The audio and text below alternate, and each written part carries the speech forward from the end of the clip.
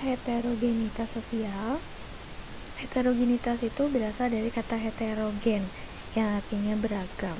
Heterogenitas sosial berarti keanekaragaman pada masyarakat atau disebut juga sebagai masyarakat majemuk gitu. Nah, keanekaragaman pada masyarakat ini bisa berbagai macam jenisnya. Bisa keanekaragaman pola pikir, minat, bakat, suku, agama, ras, budaya, dan juga pekerjaan yang berbeda-beda, teman-teman. Berbicara tentang masyarakat heterogen, Vandenberg itu mencirikan masyarakat heterogen ke dalam 4 ciri, yaitu ciri yang pertama, terbentuknya segmentasi kelompok. Ciri yang kedua, kurang adanya konsensus. Ciri yang ketiga adalah sering terjadi konflik. Dan ciri yang keempat adalah adanya dominasi tertentu. Mari kita bahas keempat ciri tersebut. Yang pertama adalah terbentuknya segmentasi kelompok. Maksudnya adalah masyarakat membentuk bagian kelompok kecil berdasarkan kesamaan tertentu. Misalnya nih teman-teman, ada kelompok sosial yang terbentuk atas dasar kekerabatan dari suku A misalnya, dan ada pula kelompok lain yang membentuk kelompok sosial berdasarkan agama Y. Nah, meski terdapat segmentasi dalam masyarakat, kelompok masyarakat tersebut tetap tinggal dalam satu lingkungan atau satu daerah yang sama. Segmentasi kelompok ini bisa terbentuk karena adanya karakteristik sosial tertentu untuk membentuk kelompok berdasarkan tradisi, kepercayaan, maupun adat istiadat. Maksudnya, artinya dalam satu lingkungan yang besar, kelompok sosial masyarakat tersebut dapat membentuk kelompok-kelompok kecil lainnya. Contohnya misalnya kelompok berdasarkan satu suku atau berdasarkan agama, tapi mereka masih hidup bersama-sama dalam satu lingkungan atau daerah yang sama gitu. Nah, kemudian ciri yang kedua adalah kurang adanya konsensus. Apa sih konsensus itu? Konsensus itu artinya kesepakatan bersama, teman-teman. Nah, pada masyarakat yang heterogen, kesepakatan bersama itu sulit dicapai. Kenapa bisa demikian? Karena latar belakang masyarakat yang beraneka ragam tentunya.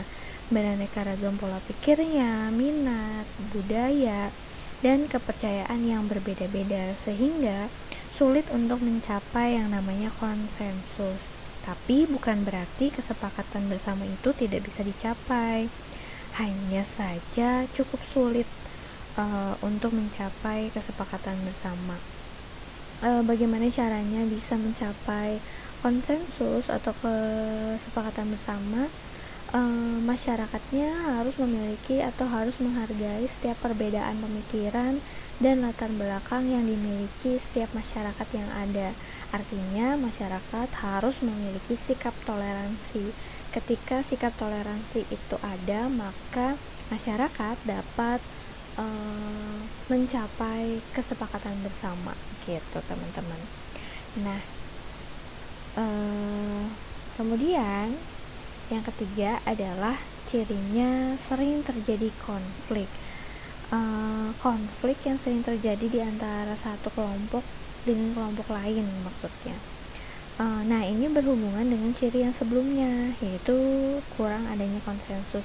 Ketika sulit mencapai kesepakatan bersama, maka yang timbul adalah konflik. Maka dari itu, masyarakat heterogen memiliki banyak kepentingan yang berbeda-beda berdasarkan latar belakang sosialnya, sehingga sering terjadi yang namanya atau sering menimbulkan konflik gitu, teman-teman.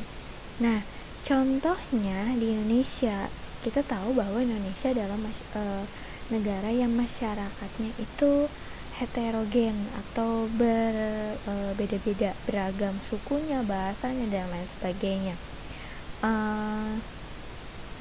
Di Indonesia ini kita sering melihat banyak sekali terjadi konflik yang ditimbulkan dari adanya heterogenitas. Contohnya nih, konflik yang terjadi di Ambon pada tahun 1999 yang terjadi karena adanya konflik antar umat beragama. Atau kita lihat lagi contohnya, ada juga konflik Sampit di Kalimantan Barat pada tahun 2001. Konflik ini terjadi antara suku Dayak dengan suku Madura. Nah, dari dua contoh ini kita melihat bahwa masyarakat heterogen itu masyarakat yang rentan atau sering terjadi konflik. Kalau teman-teman cari tahu lagi, eksplor lebih lanjut, Indonesia, negara kita sebagai negara yang heterogen itu sering terjadi konflik, baik itu konflik ras, suku, agama, bahkan konflik antar kelas, antara kaum buruh dengan para pemimpin-pemimpin perusahaan yang biasanya banyak terjadi di kota-kota besar gitu. Kemudian, nah, yang terakhir atau ciri yang keempat adalah adanya dominasi kelompok tertentu. Artinya penguasaan satu kelompok terhadap kelompok yang lain yang lebih dominan gitu. Hal ini bisa kita temukan pada salah satu pemimpin negara di Indonesia. Kalau dilihat dari sejarahnya nih teman-teman ya, dari presiden pertama hingga presiden yang sekarang, kalau teman-teman perhatikan, Indonesia itu kerap sekali dipimpin oleh orang atau oleh pemimpin yang memiliki latar belakang suku tertentu. Kenapa? Karena suku tersebut itu jumlahnya lebih dominan di Indonesia gitu. Atau misalnya kalau teman-teman suka nonton TV, biasanya tayangan-tayangan televisi itu menggunakan bahasa atau budaya dari kelompok tertentu yang memang dominan di Indonesia gitu. Nah, selain di Indonesia, heterogenitas juga bisa kita lihat di negara Amerika, teman-teman. Amerika ini merupakan salah satu negara yang heterogen, yang beragam masyarakatnya. Salah satu fenomena sosial yang pernah terjadi di Amerika yaitu adalah aksi demo massa dengan slogan Black Lives Matter.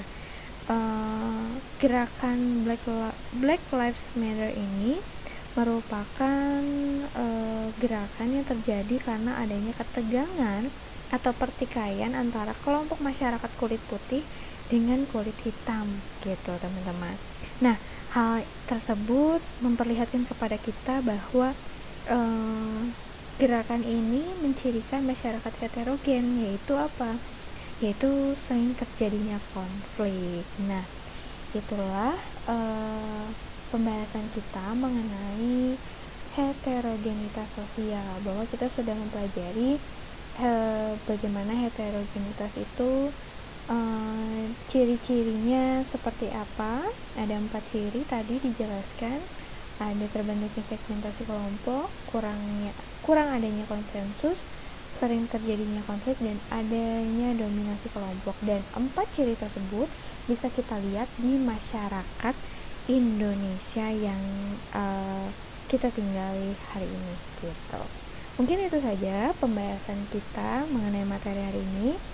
Sampai ketemu lagi di pembelajaran selanjutnya.